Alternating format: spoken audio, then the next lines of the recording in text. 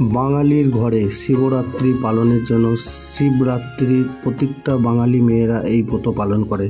তাই আজকে শুভ দিনে শুভ শিবরাত্রিতে কতটা কি ভক্তদের ভিড় হচ্ছে এই মহাকুম্ভ মেলায়, সেটা নিয়ে তুলে ধরবো আজকে এই ভিডিওতে। সঙ্গে থাকবেন, পুরো ভিডিওটা দেখতে থাকুন। মহাকুম্ভ 144 বছর পর এই মহাকুম্ভ আবারও এই প্রয়াগরাজ উদ্বোধন হলো এবং এই মহাকুম্ভর কথার অর্থ হলো যে ভক্তরা মহাকুম্ভে স্নান করতে যাচ্ছে কি কারণে। কারণ হচ্ছে ভগবান এবং রাক্ষসের মধ্যে যখন যুদ্ধ হয় সেই টাইমে সমুদ্রের তলা থেকে অমৃত নিয়ে যাওয়ার সময় 4টি ফোঁটা পড়েছিল এই প্রয়াগরাজের নাসিকে, হরিদ্বারে, উজ্জয়িনীতে। তাই পবিত্র দেখতে পাচ্ছেন, কি বলবো আর, তৎপরতা খুব ভালো দেখতে পাচ্ছি এখানে, সহযোগিতা ভালো।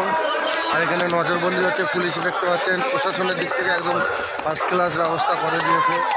এই দেখুন, দেখতে পাবেন যে বড় অফিস আছে, দেখতে পাচ্ছেন